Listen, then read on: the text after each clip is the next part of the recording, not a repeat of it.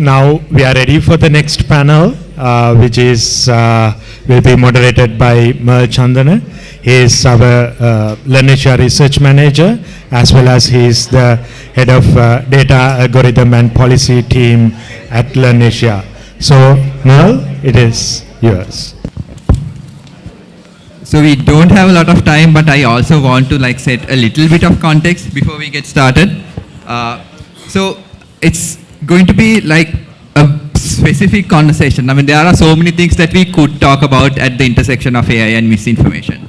And here in this panel, I want to situate this at least in known and tangible things that we can all relate to, and hopefully think through ways in which we can avoid the harms of AI, and also maybe think about what are concrete and specific solutions we could be building, and perhaps talk about some of the limitations and challenges of those tools as well.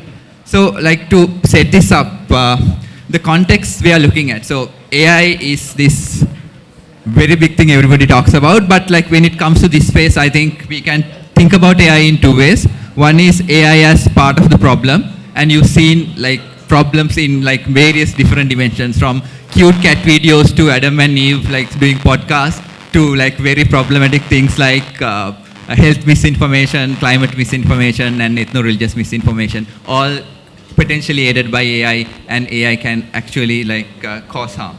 But AI can also be a part of the solution. I mean, we already saw in the first panel, especially today, that how fact-checking organizations, media organizations are already thinking about AI. But what does it take to really build these things, and what are some promising solutions? And one other thing we need to think about is that there are very few conclusions that you can make in this space. If I am to look back at the year 2024, and some of these things were reflected in previous conversations as well, but at the beginning of 2024, everybody was freaking out about an election year and how bad AI is going to make things. But towards the end of the year, and some of this will come up during the panel as well, the researchers who studied this phenomena found out that the marginal impact of AI of worsening democratic outcomes in elections were negligible, but analog AI, or other forms of, not analog AI, analog technology, analog ways of spreading misinformation was far more prevalent, and played an outsized role there. So the things are complicated, but we can try to tease out what those harms are, not just within election context, but in other domains as well.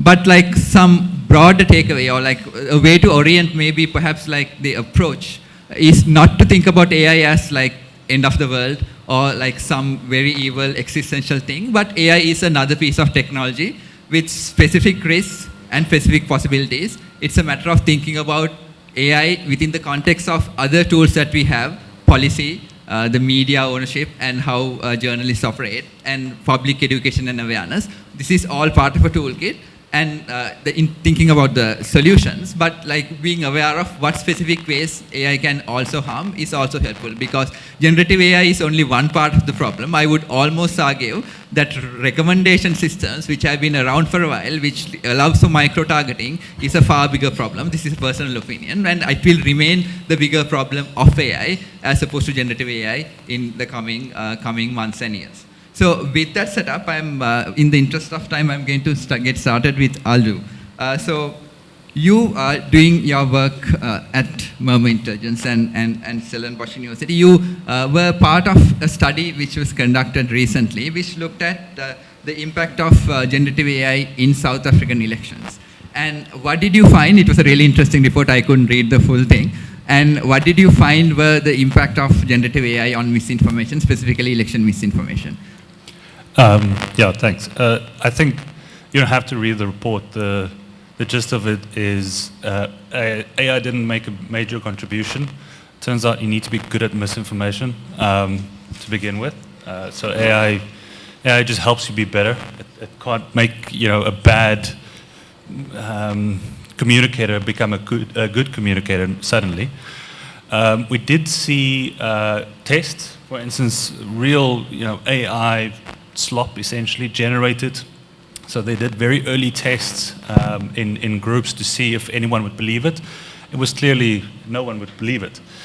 And there's also then the damage of trying that type of blatant AI generated. So M&M endorsed the MK party, which is what M&M doesn't even hardly knows South Africa. So there's I think the gist of it is everyone expected, because South Africa went to the ballot, one of the first countries to go to the ballot after the real surgence of AI or Gen AI, and everyone was scared that this was going to be a big thing, and we were pretty confident that it's not. Both because it's quite early in Gen AI, it was too expensive, and for you to have an impact with Gen AI, you had to be good at what you do. And it doesn't mean we won't see future effects. I think we will definitely see Gen AI being used in the future to good effect, but it's only because the people who know what they're doing will then be using it properly. So it's almost a matter of like, it's a function over time, and like hopefully not, but in the future it's quite likely that like these tools and people using those tools will become more skillful, and that will become a much bigger problem. Yeah, exactly. And in the same breath, I think from South Africa, we've got a fantastic case study in white genocide. I'm not sure if white genocide was pretty big thanks to the US. I don't know. I'm not sure if there's any US citizens here anymore. Thanks to Trump and Musk, white genocide became a global term. I am Afrikaans from a farm. My family's on a farm. There's no genocide. Okay, so. And South Africa did a great job at fact-checking this and just making it very clear that there is no such thing as a white genocide in South Africa. We have a rural safety issue, definitely, and that's a big conversation to be had. But there's no white genocide. Did not matter. It did not matter whether there's a white genocide or not. It's not. A lot of this is not about truth. It's about belief. And just to kind of slight background from Murmur. I'm from information science, and my business partner is from marketing, 25 years in market research, and we believe this is all just marketing. There's no, so with those two fields combined, our opinion is that truth has no place here, and there's an industry that is in the business of convincing people, converting people, and they do not care one bit about truth, and that's marketing. And it doesn't make marketing inherently evil. It's just, it's a major industry. And I think a lot of socio-political communication can learn a lot from marketing, in that to stop the gaze, the focus of attention on truth, and it's more about whether someone believes something to be true, it has the effect. It doesn't matter whether it's true or not. And so the battle around truth is, I think, is a big battle, and about 80% of the battle is just basic facts, but it's never going to be won on truth. It's just people, it's beliefs, it's essentially it. And people don't need to believe that it's true, they just need to believe it. So, yeah. Thank you. With that reflection, I'm going to turn to Darshatha. And Darshatha is, on this panel at least, the one like closest to what's happening on the ground in Sri Lanka. And he has worked on like many different domains of the information disorder, and he has particularly done some work around elections during the last election cycle as well. So I have a two-part question to you. First question is around like, how did you see the Sri Lankan situation compared to like what just Aldu pointed out? Did you see harmful, consequential use of generative AI in the Sri Lankan election cycle? Do you anticipate it getting worse in the coming years? The second part would be like within the broader landscape of the information disorder, are there particular problems that you like that stop you from sleeping at night, and what are you particularly worried about? What subdomains that generative AI can potentially make much worse? Yeah, so firstly, thank you for having me. So in our observations, I think it's somewhat similar to what Aldu said in South Africa, and we I mean, last 12 months or so, we've had election campaigning going on in the Sri Lankan context. And those of us who were in the election related work, we kind of anticipated the use of AI, because maybe towards end of 2022, early 2023, we saw advertisers starting to make use of AI to promote brands and stuff. So we did anticipate an influx of AI sort of content.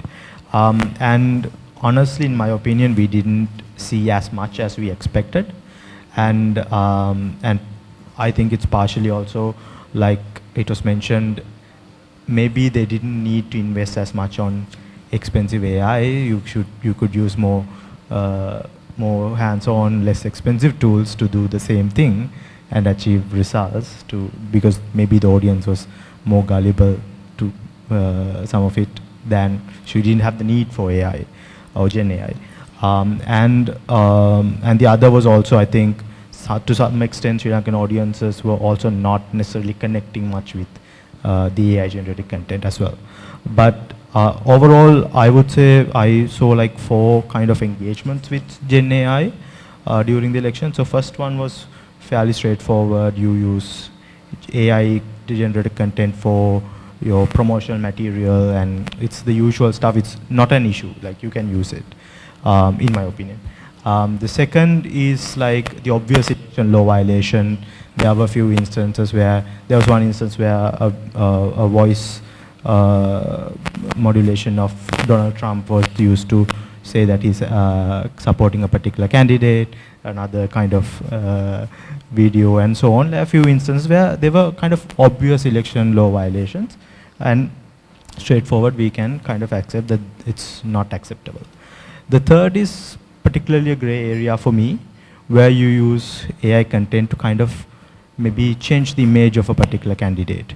We had senior candidates shown to be very young, energetic, and it's technically not violating any election law, but is it also real? And is it in some way misleading the audience?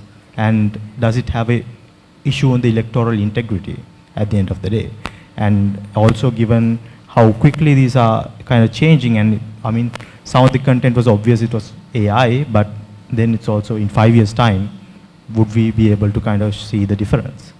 And the fourth is also something that really keeps me up at night, is more and more people are using these kind of chatbot features on AI for like day-to-day decision making.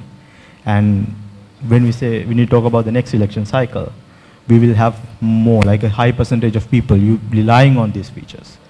And would these kind of decide who they are going to vote for? And if so, what data or what learning models are they dependent on? And would then, now we spoke about media ownership, and would then the AI ownership have a say in who's going to be in power in 5 years' time? So maybe just to start with that. Yeah, and from the research I've said, from the little research I've read, what also seems to be it's pointing at is like it really matters the political climate and the political moment of a country as to how gullible people are going to be in consuming generative AI content. Like when a movement is highly politically polarized, even if you use generative AI, like people of the other side are not going to believe you, whether it's generative AI or not. You're really speaking to the in-group, and in-group already will be promoting like your side of the argument. And in the Sri Lankan context, maybe we are at a particular moment where like the public sentiment is oriented in a particular way, whether it's generative AI or not, like it's hard to penetrate into like the beliefs of people, at least at this point. So that could be the case.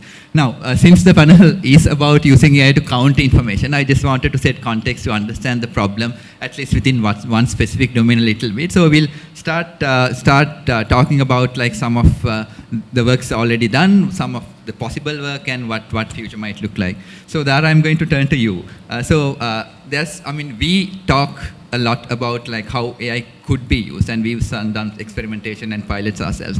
But your organization has, I think, partnered with like a lot of other organizations and have implemented things, developed things, done research. Could you maybe take a few examples of like real tools that you built and talk about like, maybe start with like your organization and how you operate, and then talk about like maybe 2 concrete examples of maybe impactful ways you've used AI in like the counter speech or countering this problem? Yeah.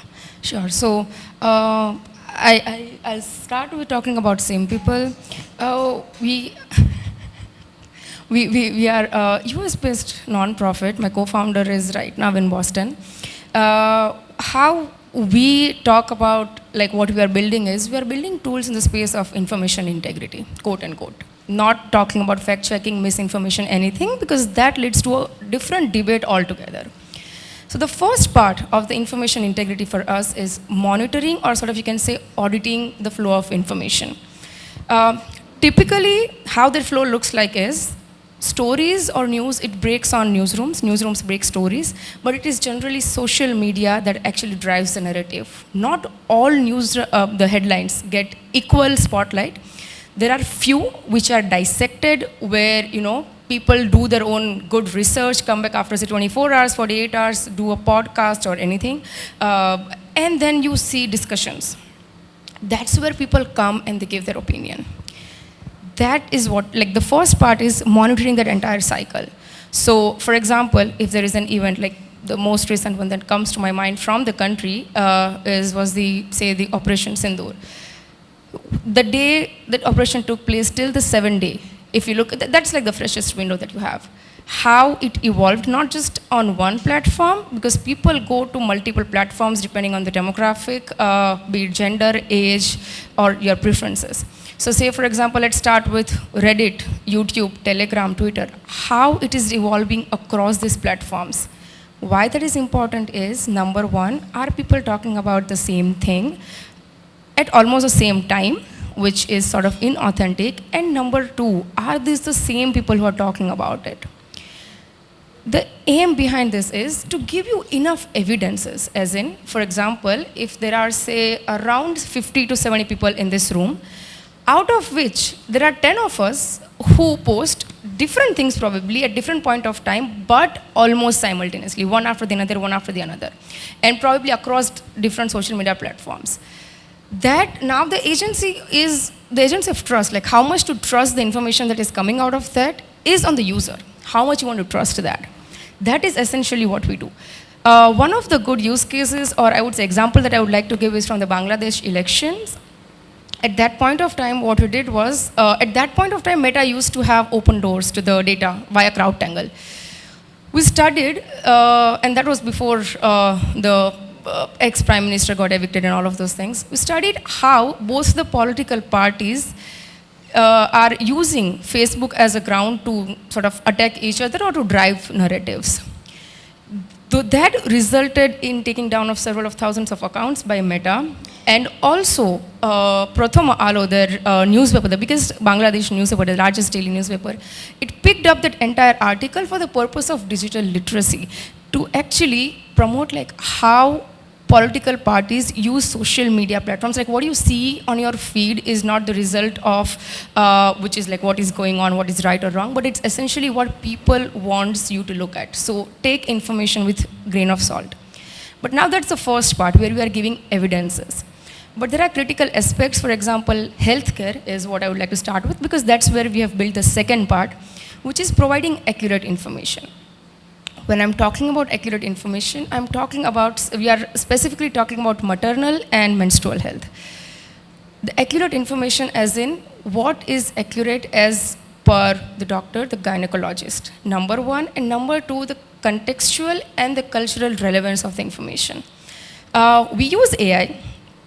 Both of our products or all of our systems essentially are AI powered. But one thing that remains is human in the loop, which we I think talked about in the first session as well.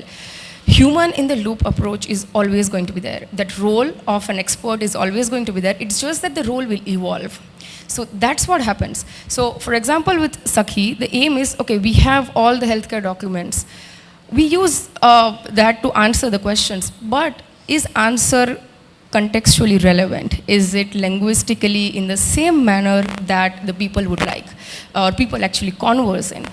If you use Gen AI model, any Gen AI model, I'm saying, they would not give you answer, specifically the multilingual part, right? They would not give you answer in a way that, or in a form, in a manner that you use to converse. It's very formal. For example, in Hindi, the husband translates to pati, or like partner slash husband slash like spouse translates to pati, but it will tell you aapka sathidar, that along that line. So it's very formal.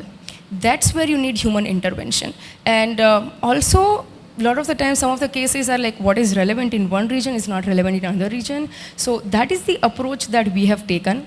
One thing that we have to, like, I think it came up in the probably second or the first panel, the way we gave out information. So for example, what we have is medium of giving out this is, we have chosen to be WhatsApp, the reason being, that is something that people already use. The second thing being, if say I want to give out a health tip, which is like, you should take iron supplements daily, along with when to take, how to take, and all of those things, no one will read a 10-minute long article. We need to find a way to sort of give bite-sized information in a format which is sort of interactive for them. So that has been our experiences, and what we have observed, and that is the survey that we conducted, was like at least 50% of the girls and the females who use the product said their trust or their comfort in asking the question has gone up. Yeah, so human centricity, I think, has come up already, and will continue to come up. And also one like point I extracted from what you just outlined is that, like, thinking of AI not just as like a chatbot, but also think of like the context in which it's going to be deployed, and the information, the form of information that like the user is going to use, I think is like very critical. And this is not specifically to AI. Any technology design, good user design is basically this. But like when it comes to AI, we tend to forget this. We tend to think that it's the chatbot interface like in one like unified form that's available, but AI is much broader. But what I think also like a second point is like some of this work requires, it's not just like, especially when it comes to AI, you can't just like take something out of the box and deploy. There's like research, applied research that needs to happen, contextual research. So that's point to note. And like somebody else who's been doing research, I think way before generative AI, and I went through a couple of your papers as well, is Dr. Uthayasanker, who's head of Department of Computer Science, University of Moratuwa. So you've studied, I think, offensive language like in the past, and like, first of all, what are you studying now with respect to like in this space, and what's your general view of like the capabilities of like local languages, and like does it allow us to do like similar kind of work, and what's your views around that? Thanks, and thanks for having me, and it's a lovely evening to spend with this panel and the audience. What I am working now a lot beside heading the department. I mean, in research with local language, we work a lot nowadays with voice interfacing. There's a lot of interest for that, for inclusivity and etc. We also try to look into like how to benchmark the existing AI systems such a way that we can figure out how to integrate into our demands. Falling into the first question like that you asked, like, do we have AI power right now that can solve problems in our local language? Like, well, to a certain extent, yes. There have been some significant research put forward from both locally and globally. Not only like language-specific research, there are like technologies like transfer learning and various other technologies came. Especially these multilingual models are now playing a huge role. So developing language technologies have become relatively easier than maybe 5 years ago, but has it really solved the problem is still a big question. There are two or three things that are still we are struggling with. Some basic challenges we are able to solve, like some standard abusive content we are able to figure out. However, when it comes to some nuancing things, right, it's very difficult. Sarcasm. Is it sarcasm, or is actually intended way of putting it into another camouflage way to actually hint at something else, or reusing some old content as a new content. Like, there are various other concerns in the in this space that AI is not there yet, especially in local language, right? So local language technology is there to serve to some basic level, but it is not there to use it as a holistic judge to decide which is truth, which is not at this point, for various reasons, right? Like, one, we don't have enough data. we don't have, we find difficult to scale these technologies because we are able to build the first version of the technology, and then we want to scale it further. There is a limited market space, so then subsequently the limited investment comes. The priorities around it are not the same, we feel. So that's another reason why we find it difficult to scale. The third is that most of the local languages find difficulties to build a brand. We still don't have a very solid brand that is accepted for a local language technology. I mean, not let alone specific to Sinhala or Tamil, but there is no brand yet, AI brand that is known for, this brand develops tools in AI that is usable and trustable when it comes to small data problems or low resource language problems. Not yet tackled yet. So it's still an evolving space. Yeah, I think you've outlined like several of like the problems in the ecosystem. I think like few years ago, if people were to ask us like what's limiting you, like we'd say data, and it's still data, but I think data of almost a different kind. So with multilingual capabilities of these like models, the performance in local languages are significantly better. But I think what needs to happen is you need like benchmark data sets now to look at like applications, like whether these things work in context. So these are also data sets. Like people need to spend time manually with funding, with like domain expert ideally, because these like benchmark data sets are not domain agnostic. So like most of the time they are domain specific as well. So this is where I think like people who want to use these tools like in their physical domain, whether it's in media or health, need to like work with researchers. And I think like we are still not a mature research ecosystem where these things happen. So coming back to Dhara, just from your experience like developing these tools, what would you say were like the major challenges? It could be technical, but it could be like very practical that you like learned most from, and maybe like that will like help us think about as we try to build this system up. Two main challenges. One is building on what we talked about, the multilinguality part. There is no model which helps us in that aspect. That, like for example, for Sakhi, right? We wanted to start with building just like say 150 to 200 set of questions and answers. The reason being, most of the users, like, or I would say up to the extent of 95% of the users are going to have some of the common query, and that remains same across all of the products, be it the chatbot that you have to answer or resolve any customer queries or anything else. So for us, like, okay, how do we first accelerate the process of answering the questions that they might have around some of the common areas like nutrition or like, how to manage some of the pregnancy symptoms, or what are some of the financial programs or schemes that they are eligible for. That itself required us to spend significant amount of time, I would say 30 to 60 days. The reason being, we need to sit down with the gynecologist to understand, okay, this question should have at least this point covered. And then also with the person, the linguistic expert from the region, who would then change or sort of modify the answer or content in a way such that it is understood by them.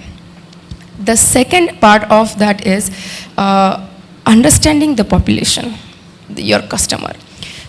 Digital, like a lot of the time we talk about like, I want to build this tool, I want to build this. That idea would be really great on paper and then in your head. But that adoption of the tool is a second, like the different issue altogether. For example, if the population that you're targeting, you want to do good, I'm not debating on that idea, but if the population that you want to target or you're talking about do not, number one, like access to digital tools. Number two, yes, they have access to digital devices, but what if the adoption of the digital devices is not there? Adoption of the technology, say for example, the telemedicine is a concept, but it's not a concept across the region in any country. It is like, we have the non-profits or organizations working, but they are at a scale, like at a smaller scale. Over there, yeah, sure. So one has to think about how the solution will be adopted, and how you can, again, we talk a lot about the global solutions, but remember one thing, no solution can be global. It will change from region to region. So these are some of the, I would say, majorly 2 or 3 things that are that we faced.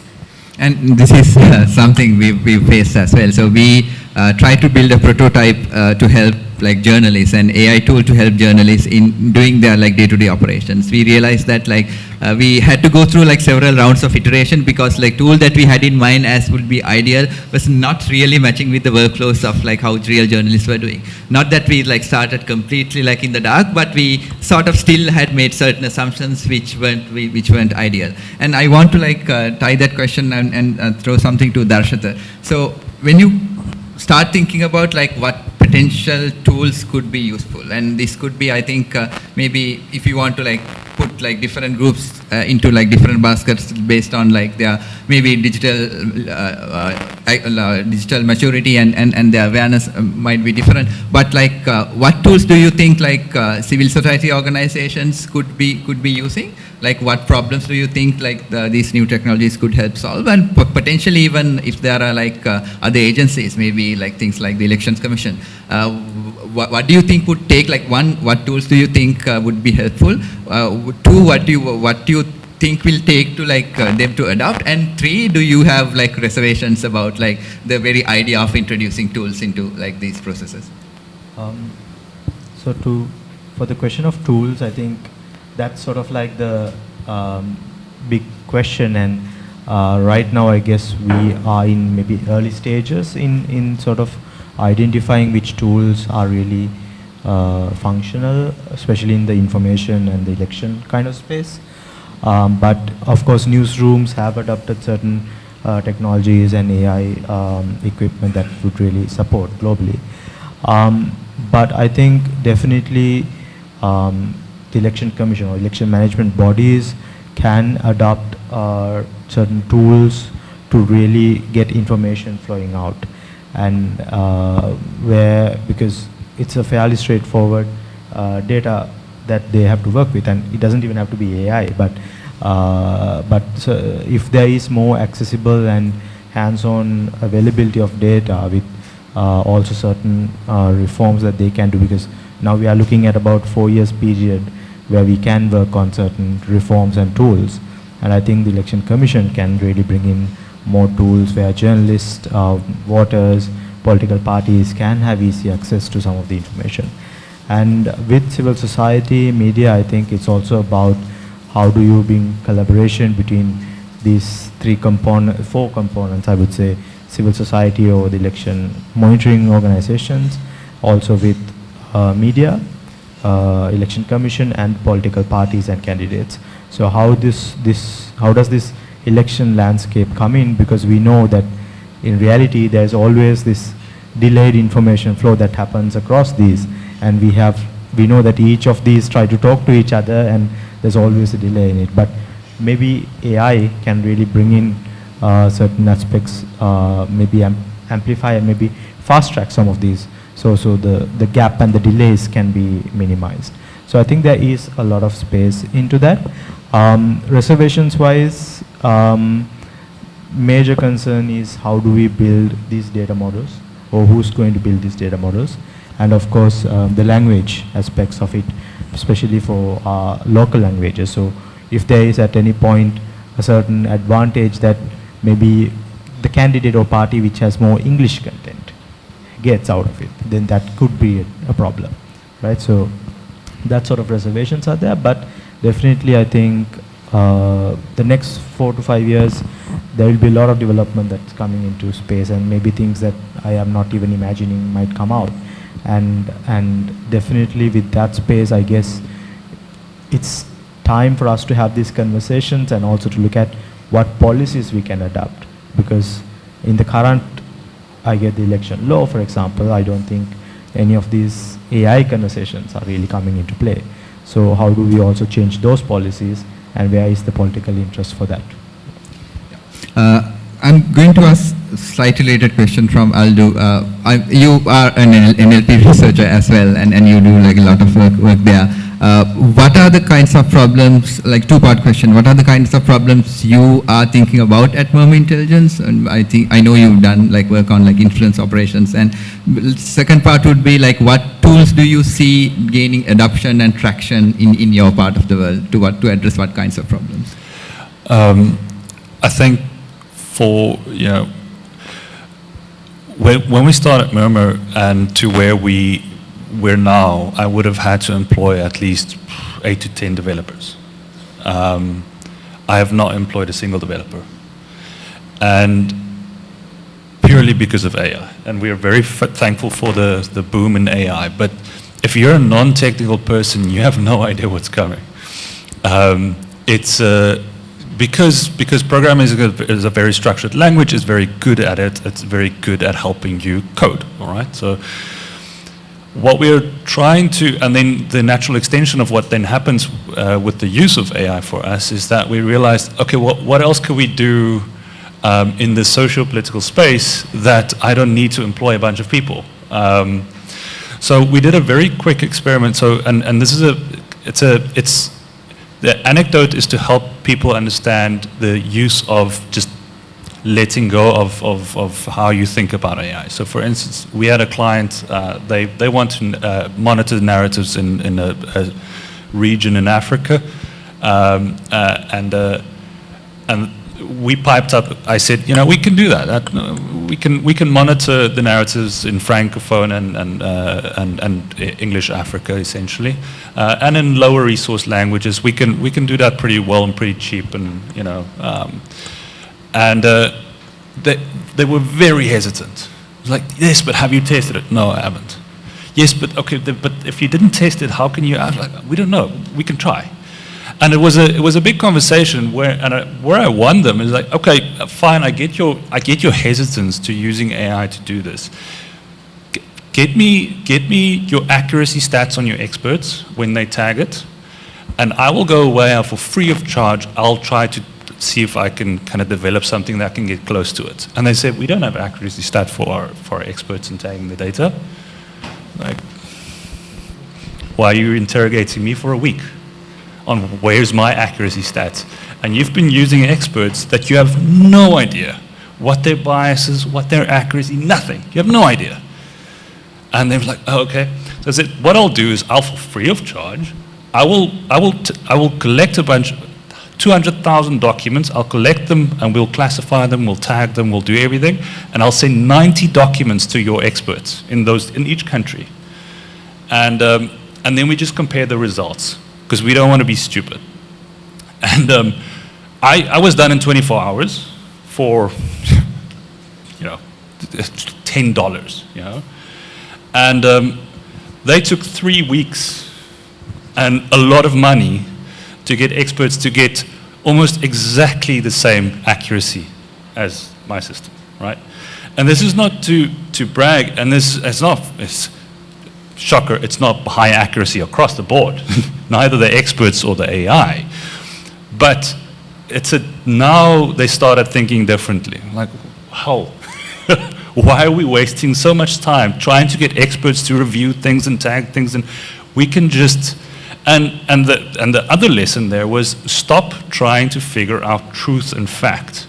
You simply, so when you talk about information disorder or disinformation or misinformation or malinformation, I always go back to the simple definition, the classical Claude Shannon definition of information it's a reduction of uncertainty. That's it.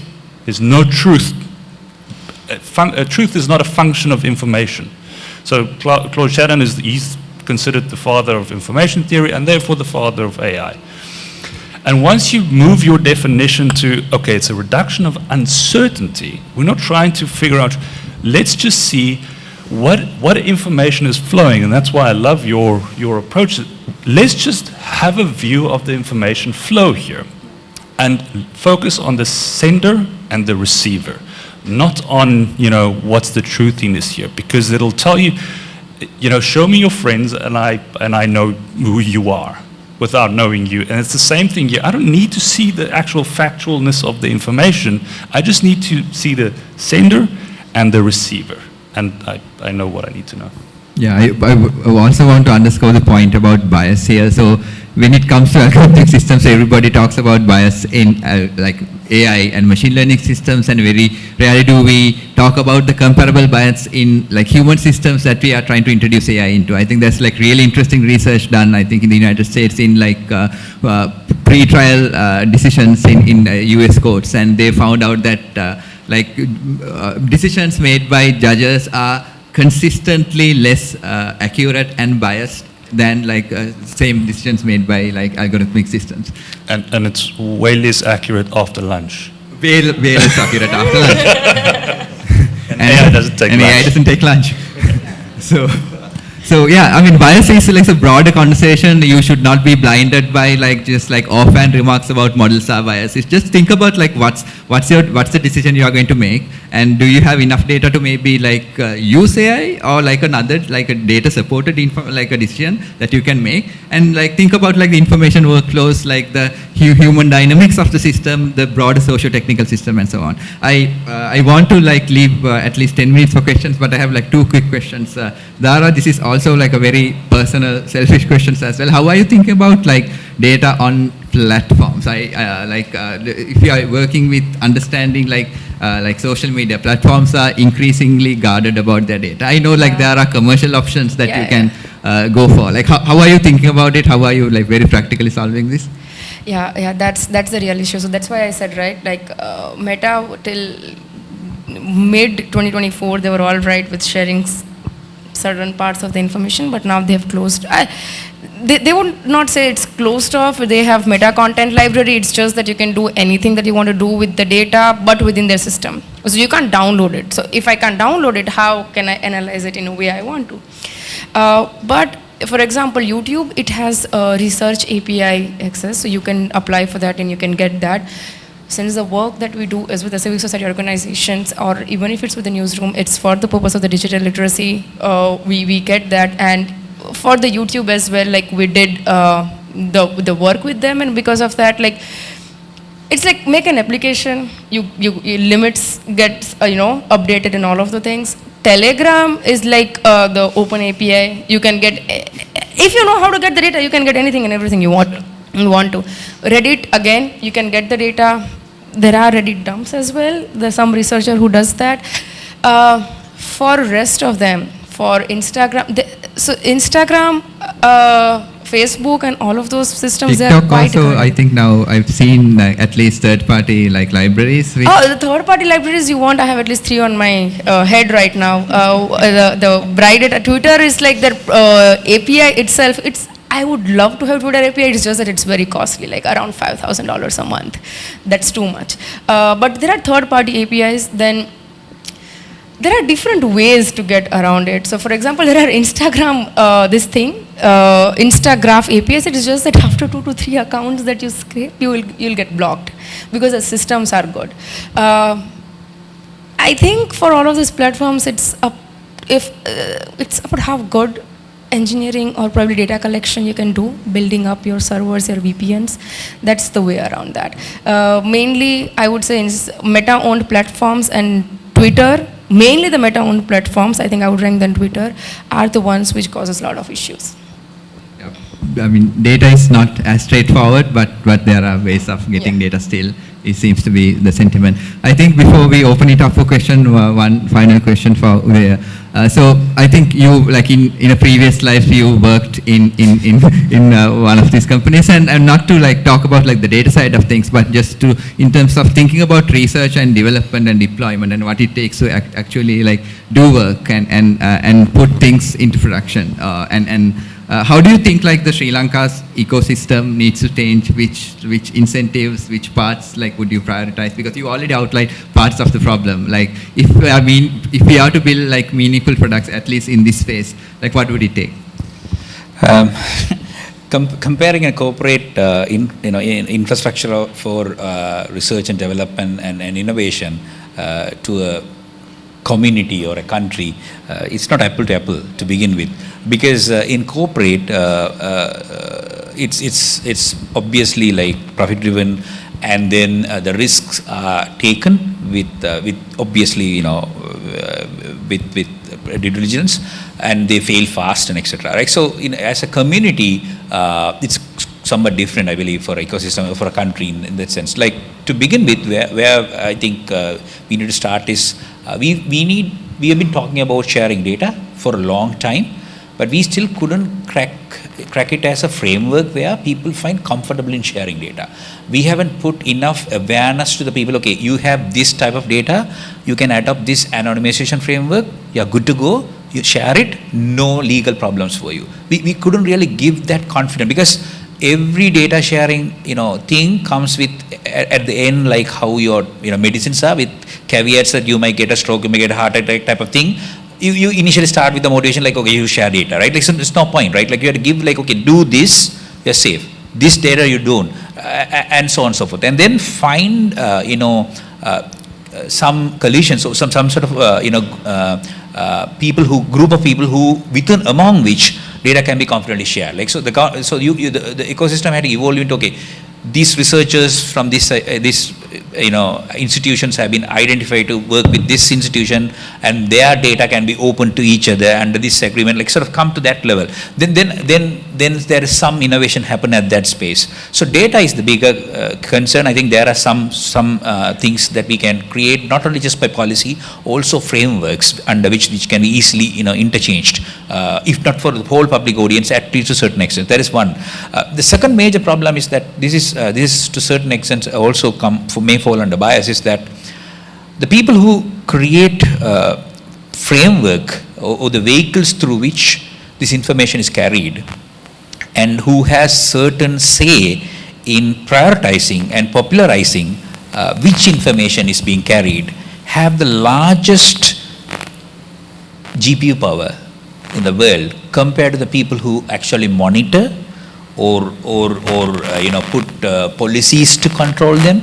Have, if you put like biggest companies like Meta, ABC, X, and all their GPU power, and then try to put the country's policymakers or other research institute, like, it's like very different scale altogether, right? So the second problem we need here is the GPU, right? Like, so all the hardware, all the resources, the technology resources type of thing. So for our R&D to operate, and then a bit of a lot more of awareness and interest. But ultimately, what from the entrepreneurial point of view, what lacks is that we still haven't cracked a way that a low resource or our language technologies, a market for it, right? If there's a market that will drive, we still haven't figured out, okay, a core technology that spread across multiple languages, beyond like interest for low resource being treated as being low, and we want to extend a friendly hand to cover it up or to protect it.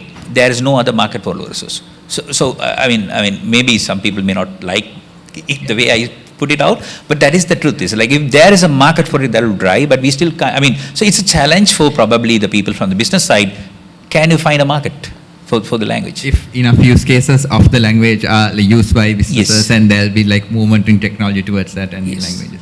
Do you want to add something? Yes. Just on that, I don't think it should be a controversial opinion, but for some people it might be, and it's a tricky one. So I'm not the first person to highlight this, but I like the way I think Jeff Bezos was the first time I saw. He said AI will become like energy or electricity generation. It'll just be. It'll be in everything. So we don't say that's electronic light or electronic radio, or we just say it's a light and a radio. Now we're saying, oh, it's AI, generated this, or it's AI that, or AI inside, or whatever the case may be. Eventually, it will just be in everything and just be used in everything, very much like electricity. And if you continue that path of its use in society, you will end up as a government at least, and civil society, you will end up at the same spot as we sit today with the electricity generation. Whose responsibility is it? And if a government is not going to make the decision is going to be made for you, you just have no hand in the generation or in these AI models. And the best example of this is, again, around white genocide, where Grok kept fact-checking white genocide, saying it's not a thing. And an unknown rogue employee at XAI went and changed the system prompt of Grok to say, no, white genocide is actually a thing, it's debated. And then it say they did it so clumsily that it answered that on everything people asked Grok. That's how we now know it. But so Grok was so effective at fact-checking on a platform that they didn't want it fact-checking. And then someone just changed it. And I think that's a major thing that, and just to add to that, the DeepSeek moments, I think many years ago, we couldn't even think about creating a new Google or our own Google. China did it, but they had the resources. And a year or 2 years ago, we couldn't say that with AI. We have to rely on OpenAI, Grok, Anthropic. But then came the DeepSeek moment, where we realized, oh hell, I mean, it's not cheap, but let's say 500 million US, and we've got our own pretty good AI that we can make sure at least it does not spread American falsehoods about our own country, about elections, etc., etc., etc. So that's something to. Yes. I just have one quick thing to add to what he said, and that's a bit on the policy side. I know you didn't want that discussion, but still, we're talking about like the DeepSeek, but DeepSeek, we have to keep in mind, like we are so overjoyed with the moment, like we have DeepSeek which can compete with the American, but recently the US AI framework that came out, it essentially puts controls on 3 things. Number 1, the high quality chips that you need to train these models, where it has tier 1, tier 2, tier 3 countries. Tier 1 countries includes obviously United States, few countries from the NATO, and 3 countries which produces these chips. Tier 2 countries, almost all the countries are part of that, and tier 3 are Russia, China, and North Korea, and rest of them. What they said is the framework essentially controls the proliferation of the chips. It also controls how the compute power will be distributed, and it also controls like the pre-trained weights essentially, which is like what model has memorized, how it will be shared across the globe. That entire framework is so US friendly that it essentially becomes impossible for you to train any model on your own in any country. Like the reason being, it puts limits on yearly, like beyond this you cannot get this like this many resources. So we can think at this point of time at least we can think about it that we'll produce something like DeepSeek, but DeepSeek energetically it's not that efficient as compared to the OpenAI. So there are those caveats over there. Yeah. AI is never an AI only conversation. It's more of a geopolitical issue at this point of time. Yeah, I want to at least give 5-7 minutes for like questions. Maybe we have a question from here. Maybe if you have other questions, we can take them together. Do I see? Okay. First of all, thank you. It was very interesting and very insightful. My questions are to Darshatha and Aldu. I just want to understand. There's a lot of conversation about AI literacy, especially in an election setting, and I think Darshatha sort of touched on that point as well. Sri Lanka, for example, the next election, I suppose it's 2029, 2030, and there'll be a lot that happens. How much public officials, journalists, civil society, how much of, we talk about digital literacy, part of the bedrock of this research is on digital literacy. How much of AI literacy do we need to talk about in order for a normal citizen to spot some of these things, understand the manipulations? I mean, it's worked out so well so far. There's not been an impact. However, as Darshatha said, the future is of such a way that it may not be the case. So I just want you to dwell on that, if you can. Do you have other questions? Okay.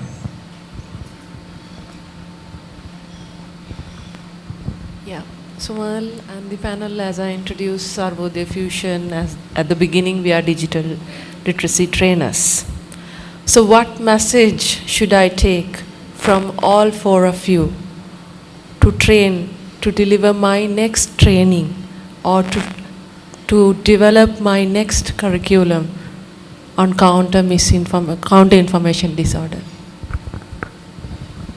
Maybe we. Okay. This one at the back. Yeah. Hi, I'm Thanuki. I'm a lawyer, and there's a lot of work that we're trying to do to integrate AI in our work. But one of the fundamental issues that we have is that a lot of the work in legal is in Sinhala and Tamil.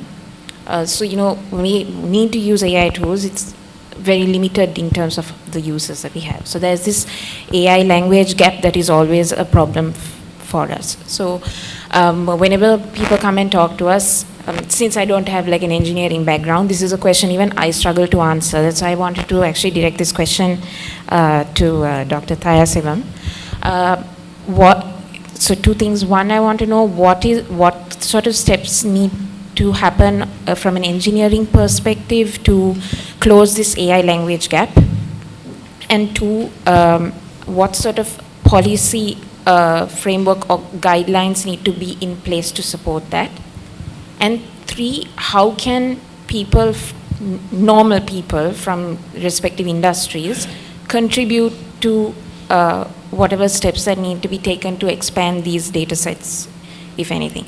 Because some people, they would ask me, can we give like certain documents and help to train it better? You know, this is like the layman's language. So how do you answer questions like that? That's what I wanted to know. Maybe can we start with that question and come back to this? Thanks for that question. And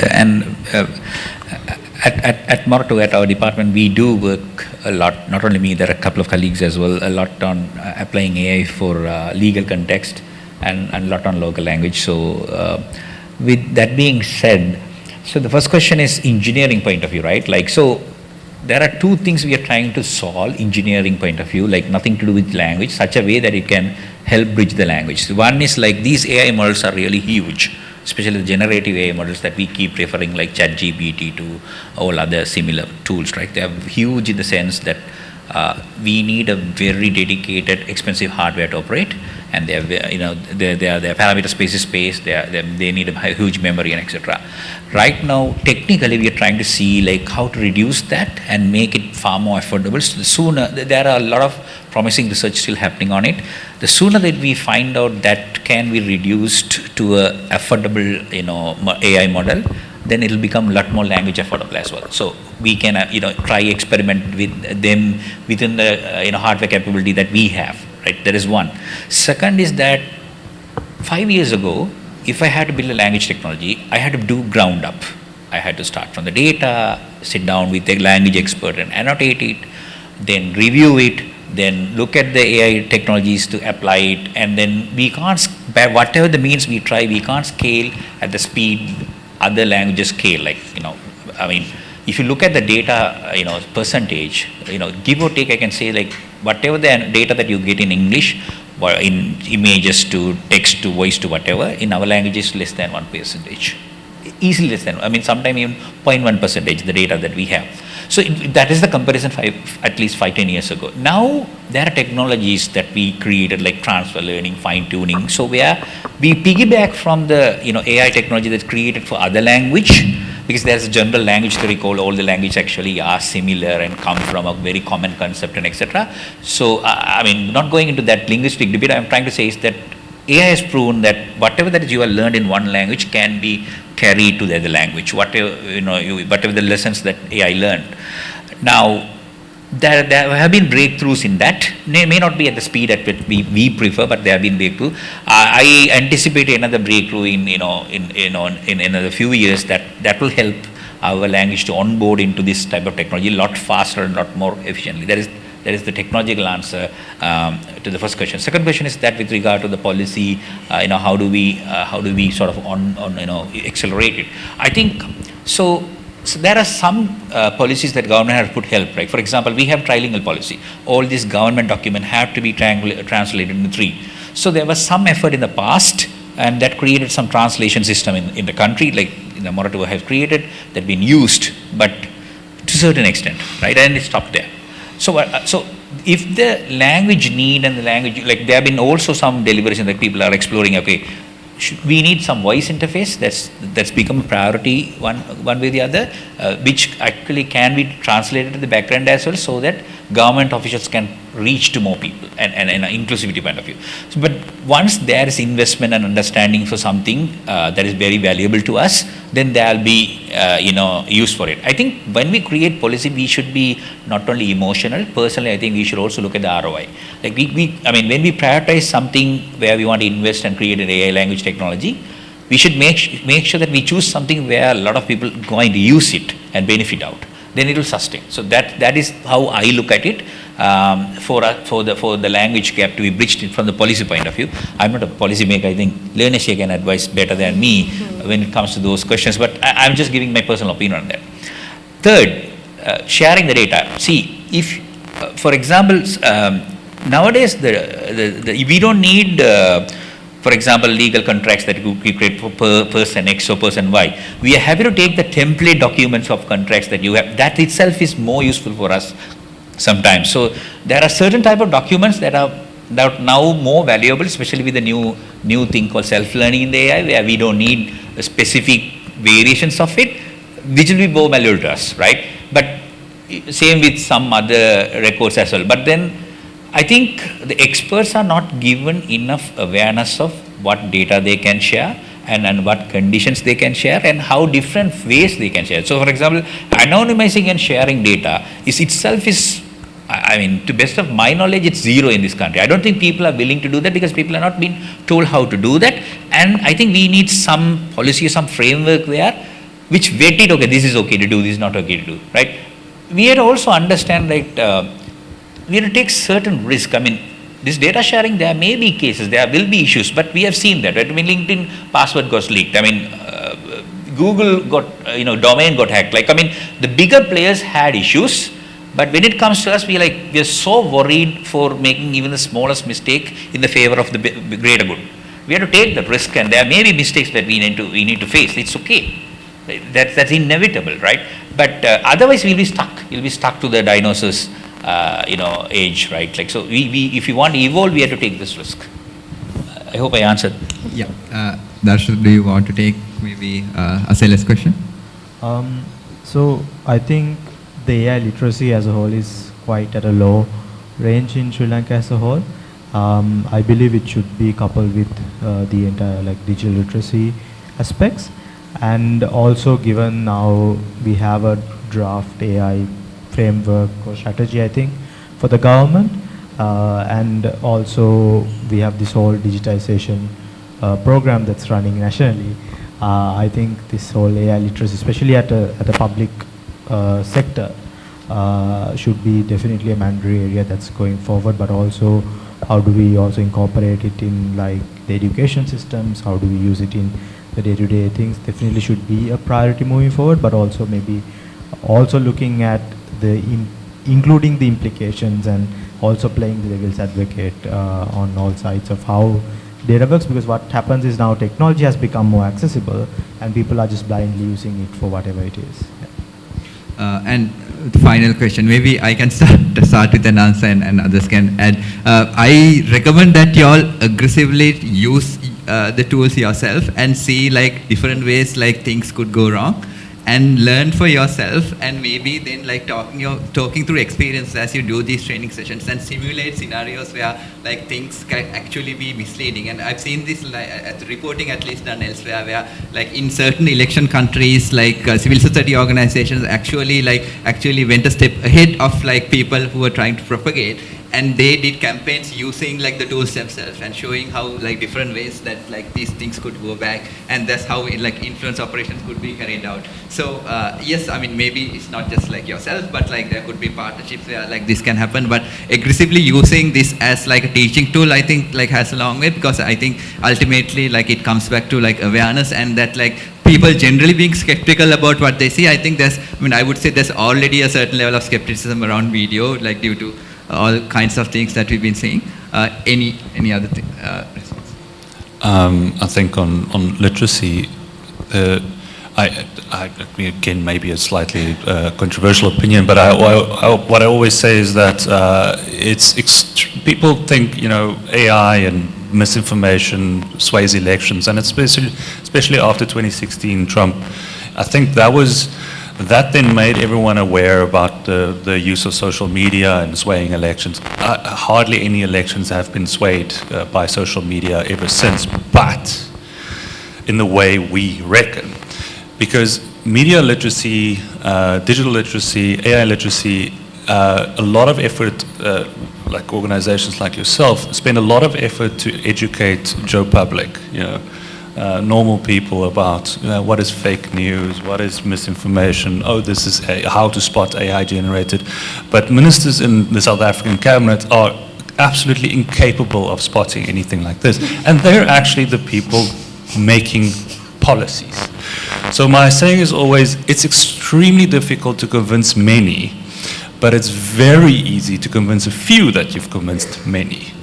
Right? So if you're a bad actor, you just need to make it look like there's an opinion wanting X, Y, or Z, and then go into a WhatsApp group with the minister or with some policy maker and say, oh, look at like 20,000 retweets.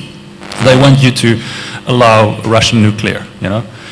And they say, oh, clearly the people want Russian nuclear. And then they start saying, oh, we want Russian nuclear, we think it's a good thing. And then people are like, oh, if you reckon it's a good thing, oh, yeah, we want Russian nuclear, you know? And so the convincing is not actually happening in the masses, the convincing is happening with the select few at the top. And I always challenge people who do literacy exercises, have you ever tried starting at the top? Because that's the biggest gap and that's where the biggest impact is. Anyway, it's my opinion. You have to, yeah. So my take on the digital literacy program, especially because technology evolves so fast, like we can't anticipate what's going to come in another year or two. I think there should be two real focuses. One should be like critical thinking and critical consuming of information regardless of what technology comes into play. And second should be on keep on learning, because there's always going to be something new that's going to come in. So also how to learn and unlearn probably. Yeah, so for my part, I'm going to repeat some of the things that I tell the students that we work with. Like all of the work that we do are with the undergraduate students from India.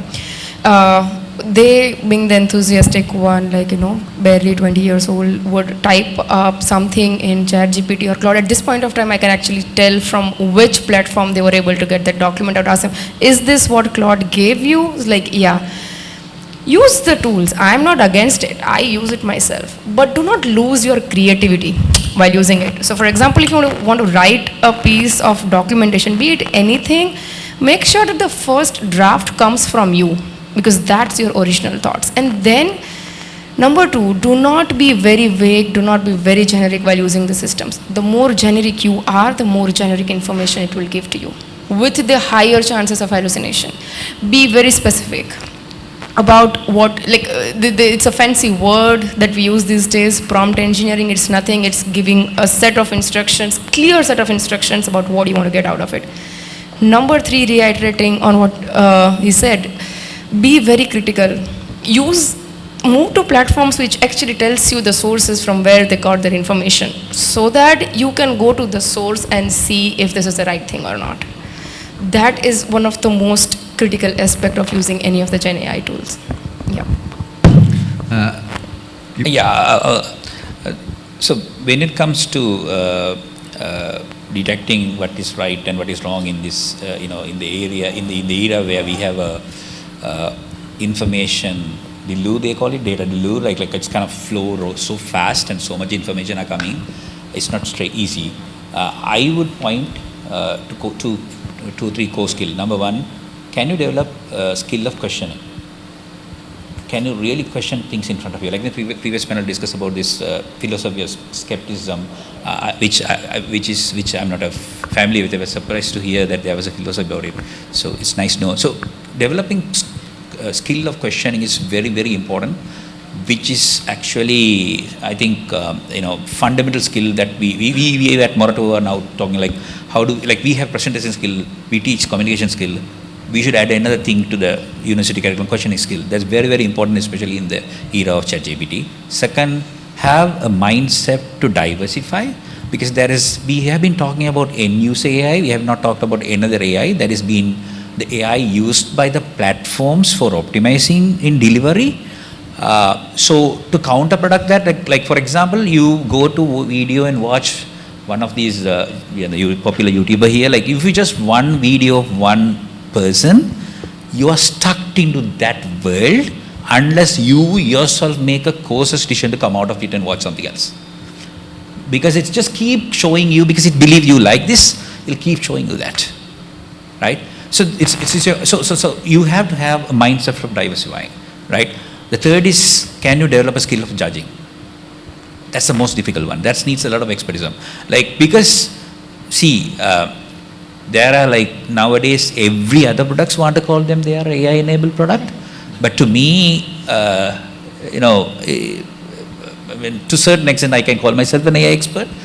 So I'm trying to figure out, is it really AI, right? So that judgment call comes with me with a lot of experience I have developed, but can you enable that? But sometimes I feel pity for this, you know, if you ask me to find information right or wrong in a domain that I have no idea, I mean, the same, right? Like, I mean, we have put our general public in a situation where, like, we throw them a huge amount of information, very attractive, very nicely developed, optimized to the core that it appeals to you, and let them decide whether it's right or wrong, whether they have the expertise or not. So I don't know whether I was helpful, but that's my view. I think that's a crucial point, like the recommendation and optimization of like AI algorithms, and like how your information consumption habits will determine like the amount of and the diversity of information that you're exposed to. I think, like, I mean, not it's often underappreciated. It's not seen as part of like AI. Maybe like that's also like part of like the broader picture. I think with that we are going to wrap up this panel. We started with misinformation and like ended with tips on prompt engineering, which will be hopeful to everybody, and some philosophy at the end as well. So thank you, everybody.